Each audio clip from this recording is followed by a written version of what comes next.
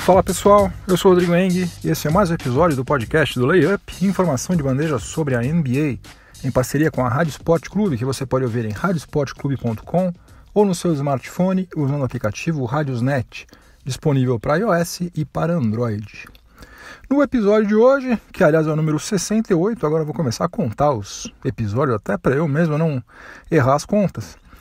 Eu vou falar no primeiro período sobre o Ben Simmons, que merece ser Rookie of the Year sem a menor sombra de dúvida, né? Ainda tem gente que questiona se o prêmio deveria ser dado a ele ou ao Donovan Mitchell, só que eu vou trazer algumas estatísticas alcançadas recentemente pelo jogador do Philadelphia 76ers que devem resolver a questão para quem ainda tem alguma dúvida, né? Eu acho difícil que alguém ainda tenha, mas se tiver, eu acho que essas estatísticas vão eliminá-las. No segundo período, vou falar sobre o Kyrie Irving, né? Que coisa, gente. O Celtics começou a temporada com o Gordon Hayward se contundindo daquele jeito grotesco, né? E agora está acabando com o seu outro principal reforço, o Kyrie Irving, eliminado da temporada, né? Não vai mais poder jogar nem na fase regular e nem nos playoffs por causa de um problema no joelho. No intervalo, naquele nosso quadro Máquina do Tempo, nós vamos retornar até o dia 5 de abril de 1984, quando Kareem Abdul-Jabbar superou Will Chamberlain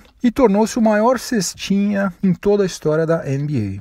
No terceiro período, eu vou falar sobre o Darius Bazley, que será o primeiro jogador de elite do high school que, em vez de ir para o basquete universitário, ele preferiu atuar na D-League, né, na Liga de Desenvolvimento da NBA. E no quarto e último período eu vou falar sobre a liga oficial da NBA 2K, que vai ter a sua primeira temporada a partir agora do mês de maio e vai pagar um salário superior ao que é pago aos jogadores da D-League, né, a Liga de Desenvolvimento. Então é isso, chega de delongas, vamos ao que interessa, o podcast do Layup está no ar.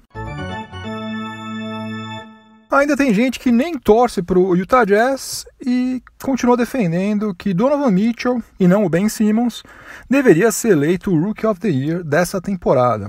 E sem dúvida nenhuma, a temporada de estreia do Donovan Mitchell tem sido espetacular, né? Ele só deixou de atuar em 3 jogos e de cara, aos 21 anos de idade, já supriu a ausência do Gordon Hayward, né? O Mitchell está com média de 20,4 pontos por partida, que é praticamente a mesma pontuação do Hayward na temporada passada. E dá para dizer, sem medo nenhum, que se não fosse pelo Donovan Mitchell, o Jazz não estaria tão perto de se classificar para os playoffs. Mas eu lamento ser portador de notícias ruins para os fãs do Donovan Mitchell, porque não há a menor possibilidade de que o prêmio de melhor calouro não seja dado ao Ben Simmons. Ben Simmons, olha só, ele desfalcou o Sixers somente em uma partida até agora e ele conduziu a sua equipe à classificação para os playoffs com bastante antecedência, né? Já está com a vaga garantida. E mais do que isso, o Simmons está com média de 15,8 pontos, 8,1 rebotes, 8,1 assistências e aproveitamento de 54,3% nos arremessos de quadra.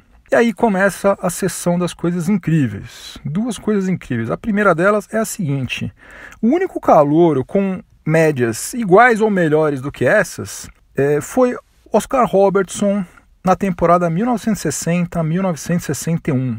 E se você quiser desconsiderar os calouros, a lista de jogadores com médias de no mínimo 15 pontos, 8 rebotes e 8 assistências em uma temporada, como o Ben Simmons está fazendo atualmente, além dela ser curtíssima, ela é composta somente por jogadores que já são membros do Hall da Fama ou que inevitavelmente serão quando eles se aposentarem. São eles: Oscar Robertson, Will Chamberlain, Magic Johnson, Michael Jordan, LeBron James e Russell Westbrook.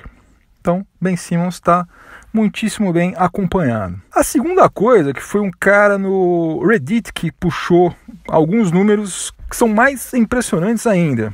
Desde quando bloqueios e roubos de bola começaram a ser contabilizados pela NBA, isso aí aconteceu na temporada 1973-1974, somente 3 jogadores registraram pelo menos 1.200 pontos, 600 rebotes, 600 assistências, 100 roubos de bola e 50 bloqueios em uma temporada.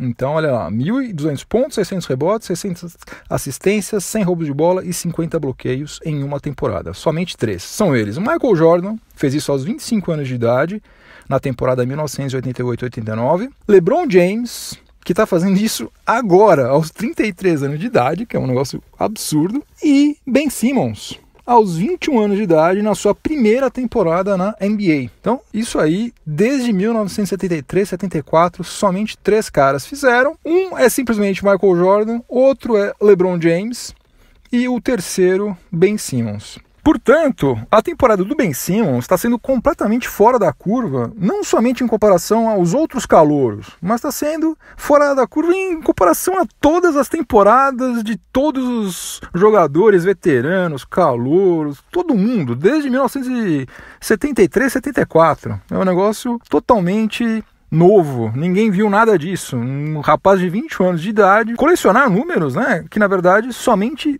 2 lendas, né? 2 dos melhores jogadores de todos os tempos. Tem gente que acha que Michael Jordan é o melhor de todos, tem gente que acha que o LeBron James já está quase passando, o Jordan, mas enfim, tanto faz o que você pensa. Acho que ninguém tem a menor dúvida de que esses 2 caras são 2 dos melhores de todos os tempos, né? Tá, então entre o top 3, top 5, na pior das hipóteses, né?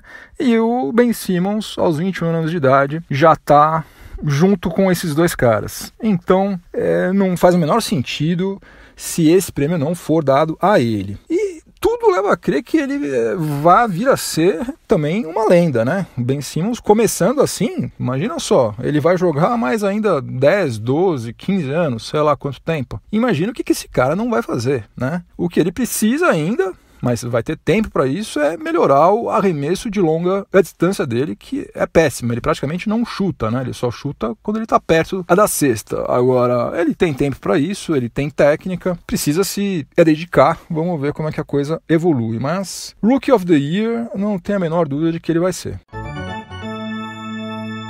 Começando agora o segundo período do podcast do Layup, em parceria com a Rádio Sport Clube. E agora eu vou falar sobre um assunto muito chato para todo mundo que é fã do Boston Celtics, né? Torce para o Boston Celtics, ou que simplesmente gosta de basquete, porque o que a gente quer ver é o melhor basquete possível, né? O melhor espetáculo possível. E a gente acabou de ficar sabendo que um dos caras que tem proporcionado lances inacreditáveis, incríveis, um cara super competitivo, extremamente técnico, não vai mais jogar na temporada 2017-2018, nem nesses últimos jogos aí que faltam da fase regular, nem dos playoffs, né, o que é mais triste de tudo. Se os deuses do basquete de fato existem, é bom o pessoal lá do Boston Celtics caprichar mais nas oferendas, porque eles devem estar bravos lá com o pessoal de Massachusetts. Os deuses não estão pegando muito leve com os jogadores do Celtics. Como todo mundo se lembra, o Gordon Hayward, que foi uma das principais contratações da franquia para 2017-2018, sofreu aquela fratura horrível no primeiro jogo da temporada. Daí, depois do All-Star Break, quase quase meia dúzia de jogadores se contundiram simultaneamente, né? Vários deles. E daí, naturalmente, o desempenho do Celtics caiu. O Toronto Raptors se aproveitou disso e conseguiu assumir a liderança da Conferência Leste.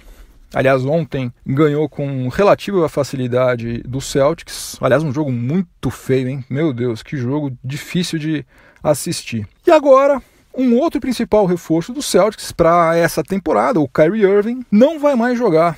Não vai mais jogar, já está confirmado, oficialmente confirmado. E no dia 24 de março, ele se submeteu a uma cirurgia para retirar um fio metálico que tinha sido introduzido no joelho dele em 2015, quando ele fraturou a rótula. Aí foi constatado que estava acontecendo um processo de infecção bacteriana em 2 parafusos que também haviam sido colocados na rótula dele lá em 2015. Aliás, isso aí foi feito, não sei se vocês se lembram, enquanto rolavam os playoffs. Até ele postou uma foto na época, o Cavs estava, acho que já estava nas finais jogando contra o Golden State Warriors e ele tinha acabado de ser operado. Ele postou uma foto dele no hospital acompanhando um dos vários jogos lá. E agora o Kyrie Irving ele vai ter que se submeter a uma terceira cirurgia para retirar esses parafusos por causa dessa infecção. E daí, como o tempo estimado para sua recuperação é de 4 a 5 meses, a gente só vai ver o Kyrie Irving novamente em ação na próxima temporada, né? Porque não vai dar tempo, né? 4 a 5 meses, até lá vai estar mais perto da próxima temporada do que dessa. Essa aí acaba no comecinho do mês de junho.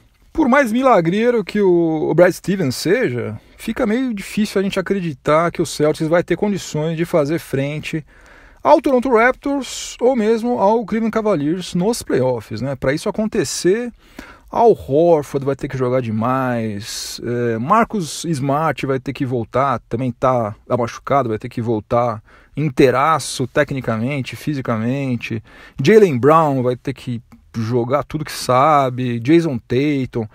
É difícil, é bem difícil, complicou bastante a vida dos Celtics, não vai ser nada fácil eles conseguirem chegar na tão sonhada final da Conferência Leste, né? Agora, de toda maneira, independentemente do que acontecer nessa pós-temporada, vai ser muito importante para jogadores jovens, né, como o Jason Tatum e o Semi Ojeleye, por exemplo, ter essa experiência de jogar playoffs, né, que vai ser a primeira vez tanto de um quanto de outro. E recentemente, Jason Tatum desde quando começou a temporada já deu para ver que o Celtics acertou demais nesse draft, né? O cara realmente vai ser um monstro, já é quase um monstro, né? Extremamente eficiente já de cara também. E esse Ojeleye aí, caramba, eu tô impressionado. Esse rapaz aí também tem um belíssimo futuro pela frente. Claro, é um outro nível, não tô falando que ele vai ser um cara, um all-star nem nada, mas ele vai fazer carreira sim, ele vai longe também. Então, vamos ver o que vai acontecer, vamos torcer para que ninguém mais se machuque por lá, porque realmente não dá, né? Não tem planejamento que resista a isso, né? O seu time inteiro machucado, as suas duas principais peças que você contratou se machucam dessa forma, não tem técnico, não tem general manager, não tem ninguém no mundo que consiga colher resultados bons se você tem um tanto de contusões assim, né? Mas torcendo para que não aconteça mais nada de grave, na temporada que vem, daí sim o Celtics vai estar mais forte, né? Já com Gordon Hayward inteiro, Kyrie Irving inteiro, e com esses jogadores mais jovens, né? Jason Tatum, Ojeleye, o Nader e tal, o pessoal já vai estar mais experiente também.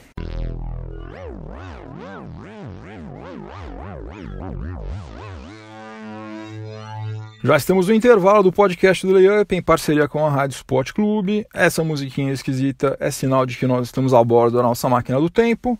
E hoje nós vamos retornar até o dia 5 de abril de 1984 para relembrar o que aconteceu em uma partida entre o Los Angeles Lakers e o Utah Jazz.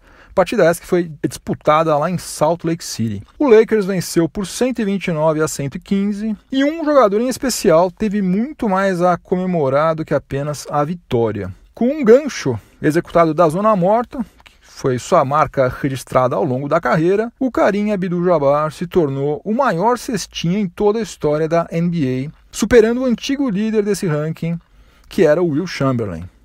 Tá vendo? Já tô eu aqui de novo no quadro Máquina do Tempo falando sobre o Wilt Chamberlain, ainda aqui de raspão. Apesar do jogo estar sendo realizado na casa do adversário, a torcida do Jazz vibrou quando o Kareem converteu o gancho, né? E até jogadores do próprio Jazz que estavam sentados no banco comemoraram a quebra do recorde. E como era uma questão, eram favas contadas, então todo mundo que foi ver o jogo já sabia que ele ia quebrar o recorde, era um negócio iminente já estava o circo todo montado lá, a imprensa já estava pronta, já tinham feito tudo ali. Quando ele fez a cesta, a partida foi interrompida e o então comissário da NBA, o David Stern, entrou na quadra para fazer um discurso homenageando o Kareem Abdul-Jabbar.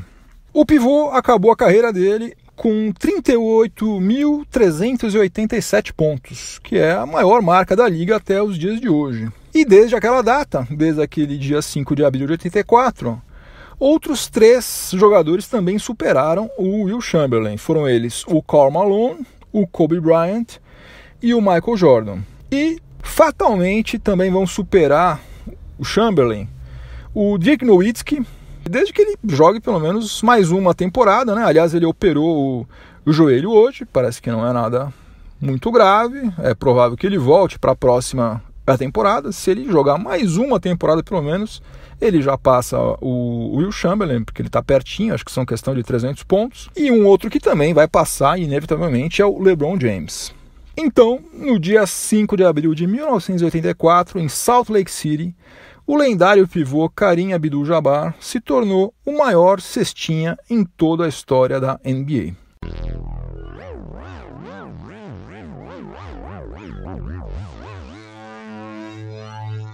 Já desembarcamos da nossa máquina do tempo, aterrissamos aqui no ano de 2018 para começar o terceiro período do podcast do Layup em parceria com a Rádio Sport Clube. E o assunto agora vai ser o Darius Bazley. Quem é Darius Bazley? Ele tem 17 anos de idade somente, mede 2,3 metros e já deve estar com mais do que isso, porque com 17 anos a criançada cresce a cada meia hora. Mas enfim, ele joga como ala e ele é um dos principais destaques lá do high school norte-americano. E o que aconteceu com ele? Ele declarou recentemente que em vez de jogar uma temporada na Universidade de Syracuse, ele preferiu se profissionalizar e vai disputar a D-League, a Liga de Desenvolvimento da NBA. E fazendo isso, ele se tornou o primeiro nome de elite do high school a preferir a D-League em vez da NCAA. Todo mundo sempre ia direto para a NCAA ou, em alguns casos, ia jogar na Ásia, ia jogar na Europa. Casos raríssimos, né? Bem raros, mas houve alguns. Para você ter uma ideia de como ele é um cara badalado, o Darius Bazley ele recebeu ofertas de bolsas de estudo de nada menos do que 7 universidades. Foram elas Toledo, St. Louis, Ohio State, Louisville, Georgetown, Florida State e Syracuse, com a qual ele havia se comprometido, mas mudou de ideia. O Darius Bazley publicou um texto lá no site Players Tribune explicando as razões que o fizeram trocar um ano de festas, né, de badalação, jogando em Syracuse, por uma realidade bem menos glamurosa lá da D-League, né, onde há jogadores muito mais velhos, né, vários inclusive com larga experiência na NBA. Resumindo bastante o que ele fala lá no texto, se você quiser, obviamente, dá uma passada lá no Players Tribune, que é muito melhor você ler o texto dele do que me ouvir falando sobre isso, mas eu vou dar uma resumida caso você não tenha tempo. O que ele disse, resumidamente, foi o seguinte, que ele partiu de 2 premissas para tomar essa sua decisão. A primeira delas é de que ele sabia desde criança que o principal objetivo dele era jogar na NBA. Esse era o sonho dele. O que ele quer é isso. O resto não importa muito para ele. O objetivo final dele é esse. E a segunda premissa é a seguinte: 38% dos jogadores que atuam na NBA têm alguma experiência na D-League. Ou seja, é um handicap interessantíssimo você passar pela D-League se você tem como objetivo atuar na NBA.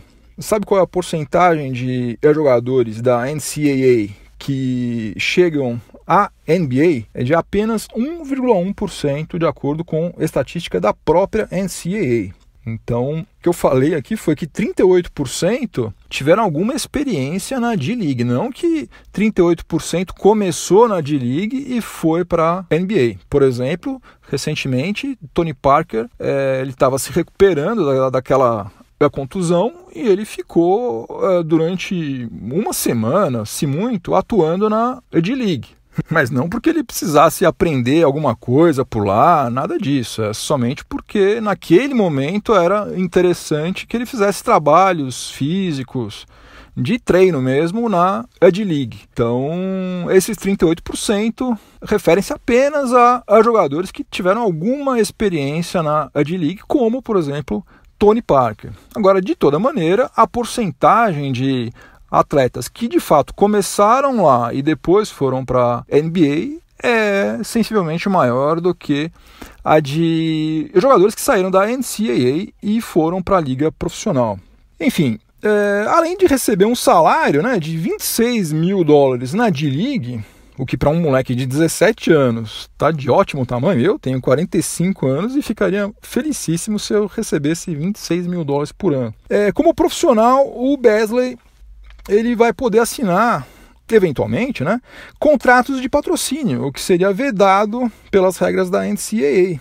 Aliás, esse assunto aí foi o estopim de todo aquele escândalo envolvendo técnicos e empresas de material esportivo que começou a ser investigado pelo FBI em outubro do ano passado.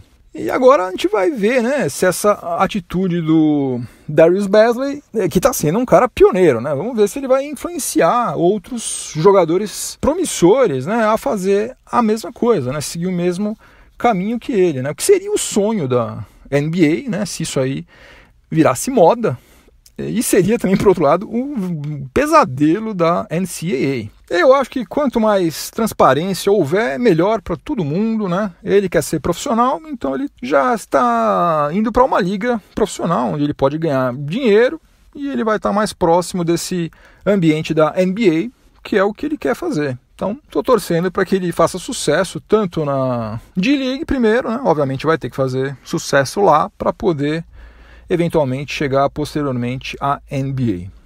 Vamos ver e vamos ver se essa tendência aí vai ser seguida ou não. Eu estou apostando que vai, é um chute meu, eu acho que a médio prazo a NBA vai passar a perna na NCAA. Começando o quarto e último período do podcast do Layup, em parceria com a Rádio Sport Clube, e agora eu vou falar sobre videogame. Eu tenho um filho de 12 anos, né? Não sei se você sabe, não sei se eu já comentei aqui, mas eu tenho um filho de 12 anos que joga videogame desde quando ele tinha uns 4 anos, né? Mas sempre em doses relativamente homeopáticas, né? Principalmente de segunda a sexta-feira, quando tem aula, né? Só fim de semana que a gente deixa ele ficar um pouquinho mais. A minha esposa e eu, a gente estabeleceu um limite de horas, né, que ele pode jogar por dia para evitar que ele frite o cérebro, né, e também para que ele veja a luz do sol, para que ele interaja com outras pessoas, a vida real mesmo, né. Mas depois do que eu fiquei sabendo agora, recentemente, eu acho que eu vou começar a mudar as coisas lá em casa. Olha só o que vai acontecer. A NBA criou uma liga oficial de NBA 2K, que é aquele videogame que é febre entre os fãs de basquete, né, desde 1999. É uma franquia de game aí que já existe há quase 20 anos. Agora você pensa que isso aí tudo é brincadeirinha, videogame e tal? Pois é, quando eu era criança, lá nos meus tempos de Atari, era, né? Hoje em dia não é mais, isso é coisa muito séria. Olha só como que a coisa funcionou. 72 mil pessoas participaram de uma sequência de seletivas até sobrarem apenas 102 jogadores que foram draftados. Draftado, gente. Draftado que nem draft verdadeiro da NBA. Por 17 franquias da liga. As franquias de verdade. A mesma franquia que é dona do Celtics, do Lakers, do Bulls e tal, eles participaram do draft da NBA 2K League. Então, você faz as contas aí, né? Foram 102 selecionados, são 17 franquias. Então, cada franquia selecionou 6 jogadores. E olha só, o draft foi conduzido pelo Adam Silver, o comissário da NBA, exatamente como acontece no draft verdadeiro. Aí a gente vai entrar na parte financeira da coisa. Olha só, cada jogador vai assinar um contrato com 6 meses de duração e os 17 jogadores que foram selecionados na primeira rodada, ao todo foram 6, né, vão receber $35 mil e os outros todos vão receber $32 mil.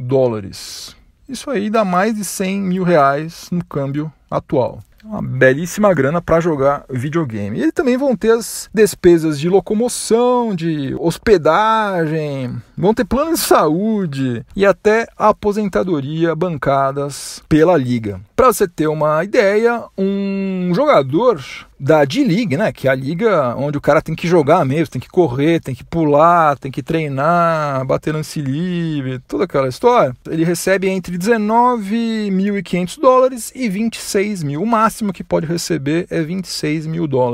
Menos, portanto, do que esses jogadores da NBA 2K League vão receber. Vão começar agora na primeira temporada, que tem início no mês que vem, no mês de maio. Que coisa maluca, né?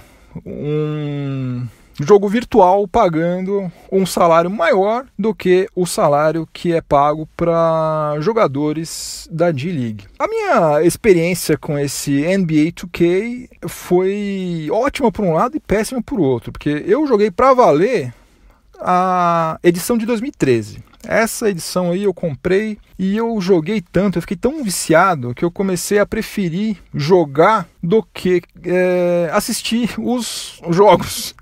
Eu só tinha tempo livre à noite, que era exatamente a hora em que passam os jogos da NBA, e daí várias vezes, quer saber, eu vou jogar aqui que eu tô quase acabando a temporada aqui, faltam não sei quantos jogos, eu vou jogar, depois eu vejo o compacto e tal. Ou seja, não estava legal, né? Daí eu percebi que a coisa estava meio esquisita e eu não comprei mais nenhum outro. E de 2013 para cá, né? Passaram-se 5 anos, tecnologia evoluiu absurdamente. Dizem que o jogo melhorou muito mais ainda. Eu já achava sensacional naquela época. Nem imagino como esteja agora, deve estar realmente de outro mundo. E depois dessa aqui eu fiquei tentado a ceder ao vício mais uma vez. Zeus me dê forças para resistir a essa tentação. Fim de jogo, acabou mais um episódio do podcast do Layup e eu vou deixar aqui minha trilha sonora para o final de semana, que dessa vez vai ser uma música do Aerosmith. Same Old Song and Dance é a faixa que abre o álbum Get Your Rings, álbum de 74, quando Aerosmith ainda era uma banda que merecia muito respeito, né? Ainda tentava fazer alguma coisa meio que inspirado em Stones, Led Zeppelin e tal. Era uma banda bem legal. Eu confesso que não consigo ouvir quase nada que eles fizeram depois dos anos 1990. Virou meio pop, meio mela cueca, ficou um negócio bem esquisito. Mas nos anos 70, principalmente, Aerosmith era bom demais. Essa música aí tem um riff sensacional, recomendo. Same Old Song and Dance, do Aerosmith, do álbum Get Your Rings. É isso, pessoal. Se você estiver ouvindo este episódio numa plataforma de podcast, aproveite para avaliar positivamente o podcast do Layup e me dar uma força. Se você estiver ouvindo na Rádio Sport Clube, continue sintonizado por aí que vem mais informação esportiva de qualidade na sequência. Semana que vem é a última semana da fase regular, reta finalíssima aí, Oeste pegando fogo, então vamos acompanhar tudo que está rolando por lá. E semana que vem tem mais episódios chegando por aí. Juízo no final de semana, voltem inteiros para casa, um abração, tchau, tchau.